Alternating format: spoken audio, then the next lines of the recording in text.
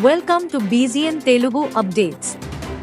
ఇటీవలి ఇరాన్ వైమానిక దాడులు మరియు ఆ తర్వాత ప్రతీకారం తీర్చుకుంటామని ఇజ్రాయెల్ బెదిరింపుల నేపథ్యంలో మధ్యప్రాచ్యంలో ఉద్రిక్త పరిస్థితి నాటకీయ మలుపు తిరిగింది. ఇరాన్ నగరమైన ఇస్ఫహాన్ సమీపంలో పెద్ద శబ్దంతో పేలుడు సంభవించినట్లు నివేదికలు వెలువడ్డాయి. ఈ ప్రదేశంలో వైమానిక స్థావరం మరియు దేశం యొక్క అణు కార్యక్రమానికి సంబంధించిన సంభావ్య ప్రదేశాలు ఉన్నాయి.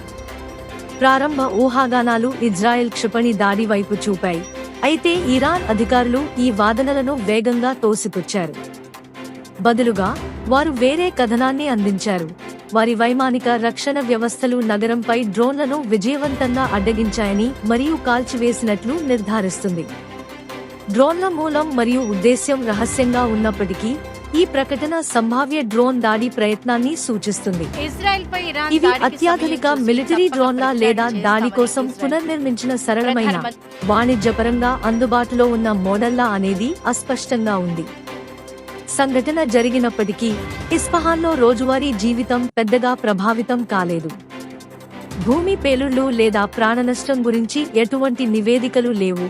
ఏదైనా గణనీయమైన నష్టాన్ని కలిగించే ముందు లక్ష్యంగా ఉన్న డ్రోన్లు నాశనం చేయబడి ఉండవచ్చని సూచిస్తున్నాయి.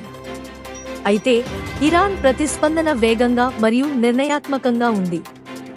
అనేక ఇరాన్ నగరాలపై గగనతల మూసివేతలు అమలు చేయబడ్డాయి. ఇది అప్రమత్తమైన స్థితిని సూచిస్తుంది మరియు తదుపరి ప్రయత్నాలను పటిష్టమైన రక్షణతో ఎదుర్కొంటుంది అనే స్పష్టమైన సందేశాన్ని సూచిస్తుంది. ఈ సంఘటన ఇరాన్ మరియు ఇజ్రాయెల్ మధ్య చెలరేగుతున్న ఉద్రిక్తతలను పూర్తిగా గుర్తు చేస్తుంది. డ్రోన్ దాడి ప్రయత్నానికి సంబంధించిన ఖచ్చితమైన వివరాలు అస్పష్టంగా ఉన్నప్పటికీ ఇది ఈ ప్రాంతంలో మరింత తీవ్రతరం అయ్యే అవకాశాలను నొక్కి చెబుతుంది. అంతర్జాతీయ పరిశీలకులు పరిస్థితిని నిశితంగా పర్యవేక్షిస్తున్నారు. ఈ సంఘటన మరింత ముఖ్యమైన సంఘర్షణకు నాంది కావచ్చనే ఆందోళనలతో. Stay tuned for more updates, like, share and subscribe.